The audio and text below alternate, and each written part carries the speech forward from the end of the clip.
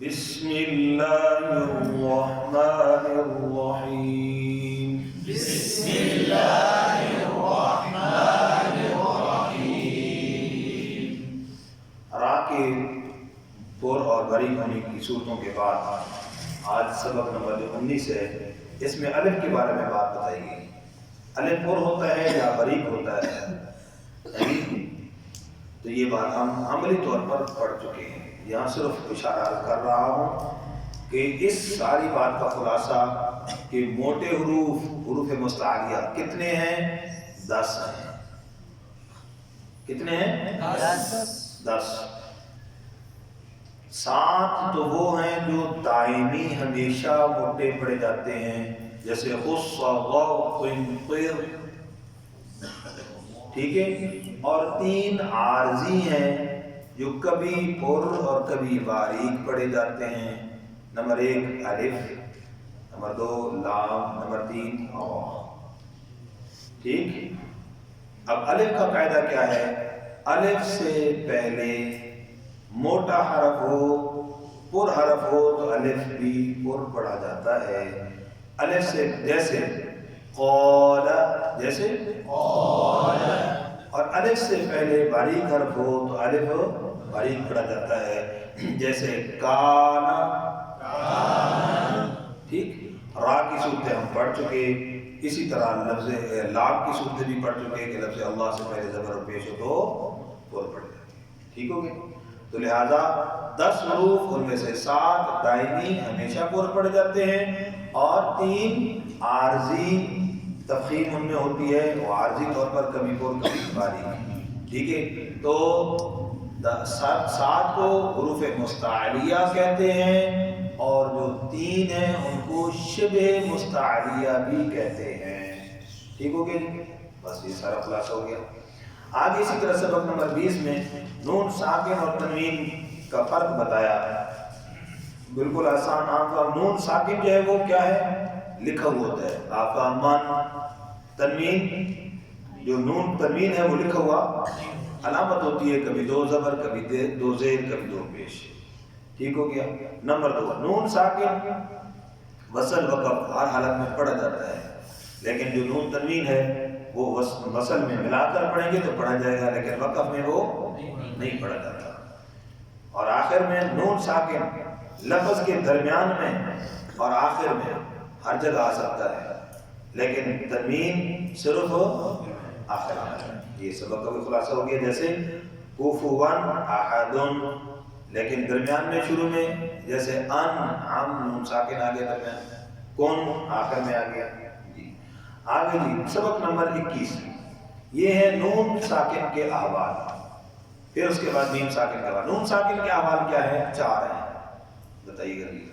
نون ساکن اور تنوین کے بعد حروف حلقی میں سے کوئی حرف آئے تو کیا ہوتا ہے؟ اظہار۔ کیا ہوتا ہے؟ اظہار۔ اب یہ جو اظہار کا لفظ ہے نا، کئی حروف حلقی حمزہ، ہا، عین، ہا، غین، خا۔ اب کل ہی مجھ سے ایک سوال ہوا کہ جی یہ اظہار کیا ہوتا ہے؟ حروف حلقی آئے تو کیا ہوتا ہے؟ اظہار۔ اظہار کا قاعدہ کیا ہے؟ تو سامعین آسان لفظوں میں عوام الناس کے لیے نون ساکن تنوین کے بعد حروف حلقی میں سے کوئی حرف آئے تو غنہ نہیں ہوتا۔ کیا عرض کرنا ہے؟ غنہ۔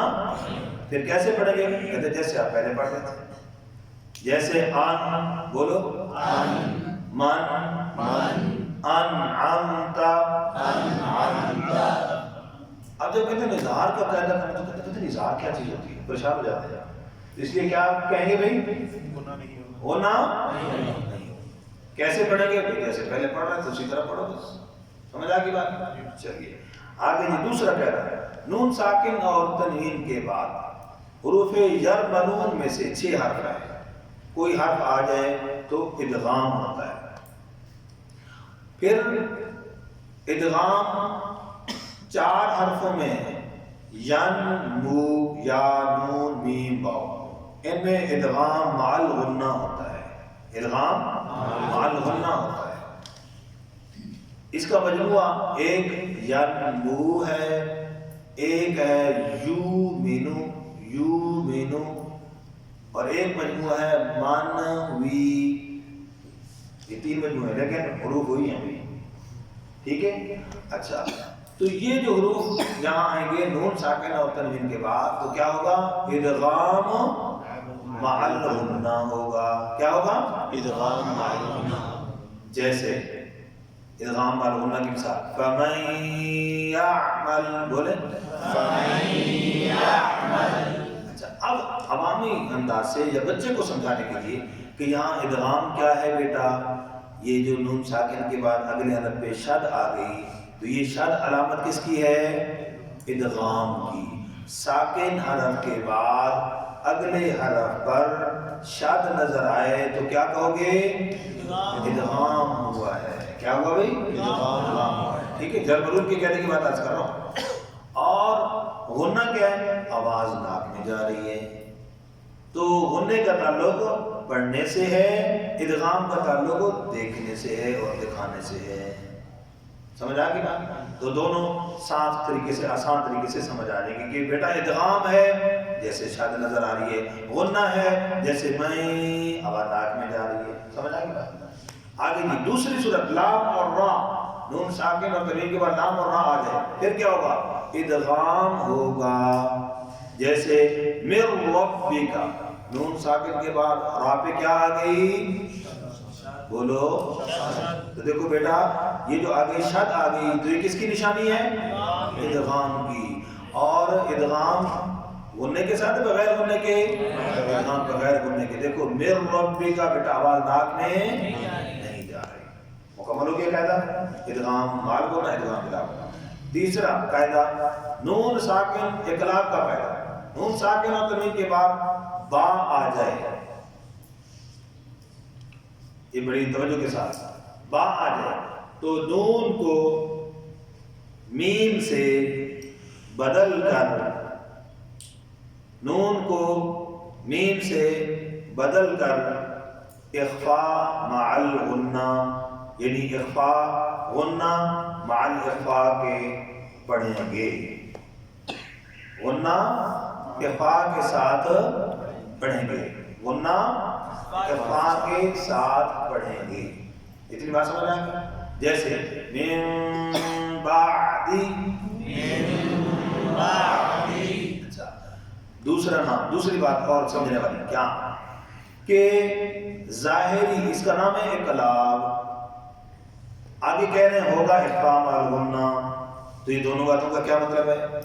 ظاہری تبدیلی جو نون کو میم سے بدلا ہے، ظاہری تبدیلی کے اعتبار سے اس کا نام اقلاب ہے اور ادائیگی کے اعتبار سے اس کا نام اخفاء مع الغنہ ہے. سمجھ گئے؟ بس اوقات پوچھنے والے پوچھتے ہیں کہ بیٹا یہاں پہ کیا ہو رہا ہے، وہ پوچھنا چاہتے ہوتے ہیں کہ یہاں قاعدہ کون سا ہے تو بتانا پڑتا ہے اقلاب کا. پوچھنا جی قاعدہ بتانا، یا پوچھتے ہیں بیٹا یہاں کیا ہو رہا ہے تو اخفاء مع الغنہ. تو ظاہری تبدیلی کے اعتبار سے نام اقلاب، ادائیگی کے اعتبار سے اخفاء مع الغنہ. ٹھیک ہے. اب اس کے ہم ادائیگی پہلے بھی پڑھ چکے ہیں کہ میم کو نرمی سے، با کو تھوڑا سا سختی سے. من بعدی،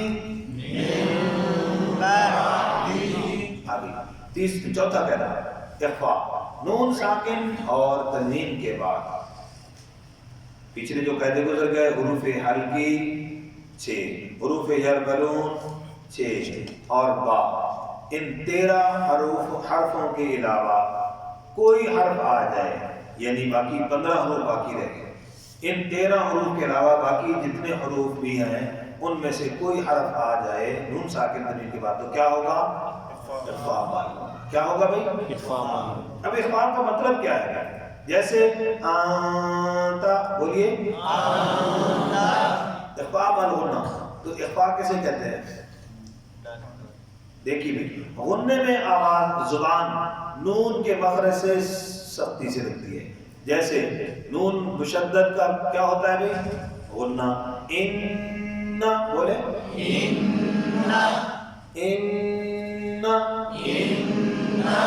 اخفاء میں کیا ہوتا ہے؟ ہلکا. کیسے؟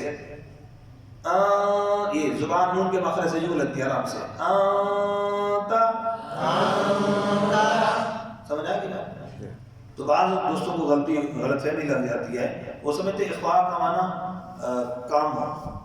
کام کا معنی کیا ہے، غنہ لمبا کریں گے، اخفاء اس سے کم کریں گے، نہیں، غنے میں آواز سخت ہوگی، اخفاء میں آواز ہلکی ہوگی۔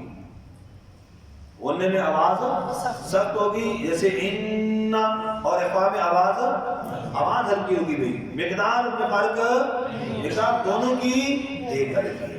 سمجھ آ گئی بات؟ باقی اس کی اردو کی بھی مثالیں بھی ہیں، جیسے اونٹ، کنواں، کنول، منہ، اس کے اندر دیکھو کس طریقے سے اخفاء ہو رہا ہے۔ تو اصل عمدہ ادائیگی کیا ہے کہ اس میں نون کے مخرج سے زبان نہ ہی لگے، بدون دخل زبان، جو جمال القرآن میں لکھا ہوا ہے، ٹھیک۔ لیکن حضرت تھانوی رحمۃ اللہ نے یہ بات بھی سمجھائی کہ ابتدائی بچوں کے لیے زبان نون کے مخرج سے معمولی سی لگا کر پڑھیں تو اس میں آسانی رہے گی، ورنہ بس اوقات بعض بچے زبان کو منہ کے اندر گھما دیتے ہیں، پھر اخفاء کی ادائیگی بالکل غلط ہو جاتی ہے۔ جیسے اب صحیح ادائیگی آتا، اب زبان نہیں لگا کر پڑھ رہا ہوں لیکن صحیح ادائیگی آتا، زبان نہیں لگے گی۔